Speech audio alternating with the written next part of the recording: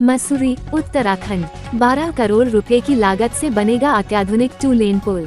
मसूरी देहरादून मार्ग पर पिछले वर्ष सितंबर माह में आए आपदा के दौरान शिव मंदिर के निकट पुल क्षतिग्रस्त हो जाने से मसूरी का संपर्क कुछ समय के लिए बाधित हो गया था। आपदा के बाद तत्काल राहत के तौर पर यहां वैली ब्रिज का निर्माण कराया गया, जिससे आवाजाही बहाल हो सकी। हालांकि स्थानीय नागरिकों और पर्यटन व्यवसाय से जुड़े लोगों की लंबे समय से मांग थी कि इस स्थान पर स्थायी और मजबूत पुल का निर्माण कराया जाए। इसी मांग को देखते हुए आज मसूरी विधायक एवं प्रदेश के कैबिनेट मंत्री गणेश जोशी ने 12 करोड़ रुपए की लागत से बनने वाले अत्याधुनिक 2 लेन स्थायी पुल का शिलान्यास किया। ये पुल न केवल वाहनों की सुगम आवाजाही सुनिश्चित करेगा, बल्कि इसमें पैदल यात्रियों की सुरक्षा को ध्यान में रखते हुए फुटपाथ की भी विशेष व्यवस्था की गई है। अधिकारियों के अनुसार पुल निर्माण कार्य अगले 4 माह के भीतर पूरा कर जनता को समर्पित कर दिया जाएगा। इस दौरान कैबिनेट मंत्री ने संबंधित अधिकारियों को निर्माण कार्य तय समय सीमा के भीतर गुणवत्तापूर्ण ढंग से पूरा करने के निर्देश दिए। इस अवसर पर कैबिनेट मंत्री गणेश जोशी ने मुख्यमंत्री पुष्कर सिंह धामी का आभार व्यक्त करते हुए कहा कि मुख्यमंत्री के विशेष प्रयासों से इस महत्वपूर्ण परियोजना के लिए धनराशि स्वीकृत हो सकी है। उन्होंने बताया कि मसूरी विधानसभा क्षेत्र के विकास के लिए आज ही 10 करोड़ रुपए की विभिन्न योजनाओं को स्वीकृति मिली है। इसके अतिरिक्त मसूरी किमाड़ी मार्ग के लिए 14 करोड़ रुपए की स्वीकृति भी प्रदान की जा चुकी है। उन्होंने कहा कि मुख्यमंत्री से समय लेकर इन सभी विकास कार्यों का सामूहिक शिलान्यास कराया जाएगा। मंत्री गणेश जोशी ने बताया कि मसूरी शहर में यातायात दबाव को कम करने के लिए 1100 वाहनों की क्षमता वाली पार्किंग परियोजना को भी मंजूरी मिल चुकी है। साथ ही मसूरी तहसील भवन निर्माण को भी स्वीकृति प्रदान कर दी गई है। उन्होंने कहा कि आपदा के दौरान क्षतिग्रस्त हुई विधानसभा क्षेत्र की सड़कों के पुनर्निर्माण के लिए लोक निर्माण विभाग को निर्देशित किया गया है और भंडारगांव व खालागांव क्षेत्र में सड़क निर्माण कार्य शीघ्र शुरू किया जाएगा। वहीं नगर पालिका अध्यक्ष मीरा सकलानी ने कहा कि मुख्यमंत्री पुष्कर सिंह धामी और कैबिनेट मंत्री गणेश जोशी के अथक प्रयासों से यह महत्वपूर्ण पुल परियोजना धरातल पर उतर सकी है। उन्होंने विश्वास जताया कि निर्धारित 4 माह के भीतर पुल निर्माण पूरा कर इसे जनता को समर्पित कर दिया जाएगा। उन्होंने बताया कि मसूरी के लिंढो बाजार क्षेत्र में धंसी सड़क की जांच रिपोर्ट प्राप्त हो चुकी है और अब लोक निर्माण विभाग की देखरेख में मरम्मत कार्य जल्द शुरू किया जाएगा। साथ ही बरसात के मौसम से पहले शहर के सभी नालों और खालों की सफाई एवं मरम्मत कार्य पूरा किया जाएगा। जिन स्थानों पर उत्तराखंड जल संस्थान की पाइपलाइन बाधा बन रही है, उन्हें हटाने के लिए विभागीय स्तर पर पत्राचार किया जा रहा है। मसूरी में आधारभूत संरचना को मजबूत करने की दिशा में ये पुल निर्माण परियोजना एक महत्वपूर्ण कदम माना जा रहा है, जिससे स्थानीय निवासियों के साथ साथ बड़ी संख्या में आने वाले पर्यटकों को भी राहत मिलेगी। देखिए उत्तराखंड संवाद के लिए मसूरी से नीतीश उनियाल की यह खास रिपोर्ट। मसूरी की लाइफलाइन 16 सितंबर को जो आपदा आई, मसूरी का संपर्क जिले से कट गया था। हमने 2 दिन के अंदर वेरिएबल सिस्टम बनाया, यातायात को शुरू करवाया।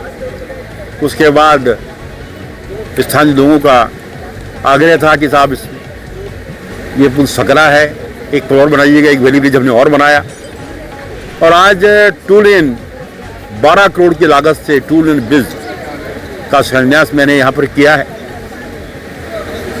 4 महीने की समय सीमा इसमें हमने तय की है। हमने कहा आप डे नाइट काम करिएगा और 4 महीने के अंदर ये पूरा कर यहाँ की जनता को समर्पित करना चाहें। मैं इसके लिए माननीय मुख्यमंत्री जी का विशेष आग्रह करता हूँ कि जब भी मैं अपने क्षेत्र के किसी काम के लिए जाता हूँ, आज भी मैं 10 करोड़ के काम सैंक्शन कराकर अभी यहाँ पर आ रहा हूँ। अभी 14 करोड़ की किमाड़ी मार्ग का शिलान्यास हम सिद्ध करने जा रहे हैं। इससे पूर्व 22 करोड़ की लागत से गलोगी का हमने ट्रीटमेंट किया है। मसूरी की जनता की सेवा हमारी प्राथमिकता है। सबका साथ, सबका विकास और सबका विश्वास, इस नारे को लेकर हमारी सरकार काम कर रही है।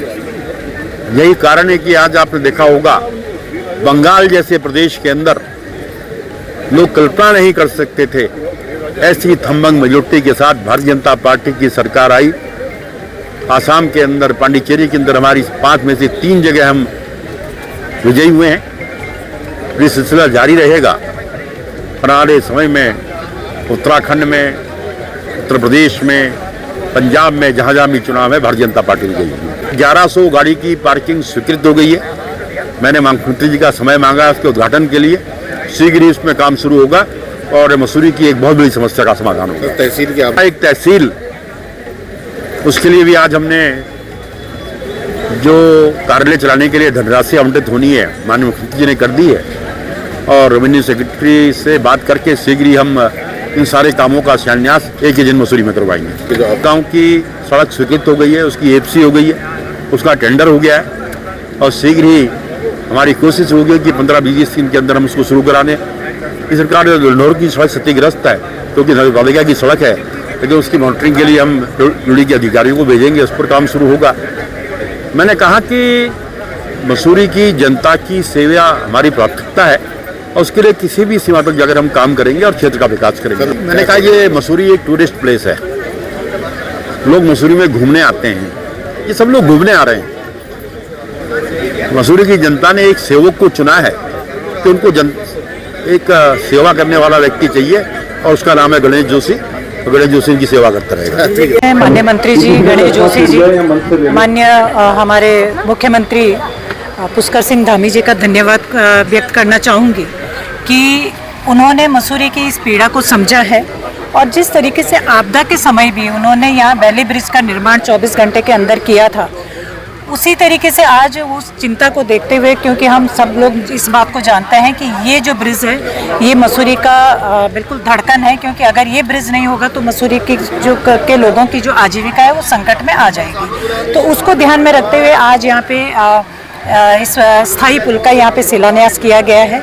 उसके लिए मैं पूरे प्रदेश सरकार का भी धन्यवाद करना चाहूँगी कि उन्होंने मसूरी की चिंता करी है और जिस तरीके से यहाँ पे अभी PWD विभाग ने कहा है कि हम 4 महीने के अंदर अंदर इस पुल को हम कंप्लीट करके देंगे, तो मैं उम्मीद करती हूँ कि सरकार की जो नीति है, सरकार की जो रीति है लोगों के काम को करने की, मुझे लगता है ये 4 महीने के अंदर अंदर ये पुल मसूरी की जनता को समर्पित किया जाए। कि वो रिपोर्ट भी आ गई है ULLMC की और उसमें क्योंकि जो संबंधित विभाग तो नहीं हम कह सकते हैं क्योंकि वो रोड पालिका की है, तो हमने PWD से निवेदन किया है कि आप उस रोड का आपकी देखरेख में वो रोड बने और क्योंकि अधिकारियों की ड्यूटी जनगणना में लगी है, जैसे माननीय मंत्री जी ने अभी कहा है और मेरी भी एक्शन साहब से बात हुई है, तो उन्होंने कहा कि जो जनगणना में जिन अधिकारियों की ड्यूटी लगी है हम उनको वहाँ से वापस बुला करके उनकी जगह कोई और अधिकारी नियुक्त करेंगे और ताकि वो लोग आकर के उस रोड का निर्माण कार्य शुरू कर सकें।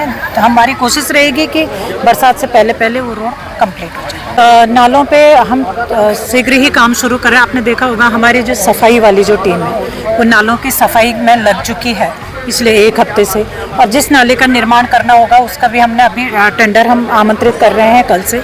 लेकिन नालों में सबसे बड़ी जो समस्या है वो जल निगम और जल संस्थान वाली है, क्योंकि उनकी जो पाइपलाइनें बिछी हुई है उसमें उसको निकालना, उसको शिफ्ट करना हमारे लिए, पालिका के लिए एक बड़ी चुनौती बनी हुई है। और हमारी संबंधित विभाग से भी लगातार बातचीत हो रही है कि आप इन लाइनों को शिफ्ट करिए, आप अंडरग्राउंड करिए, ताकि हम नाले कालों में जो चौक हो रहा है कूड़ा उसको हम निकाल सकें, क्योंकि हमारी सफाई कर्मियों को भी दिक्कत हो रही है वो सफाई करने में। अगर हथियार वहाँ पे डालते हैं तो पाइपलाइन टूटती है। तो ये हमारी लगातार उनसे बातचीत हो रही है कि जैसे ही जल निगम जल संस्थान अपनी लाइनें शिफ्ट करेंगे हमें कोई उसमें काम करने में कोई असुविधा नहीं होगी।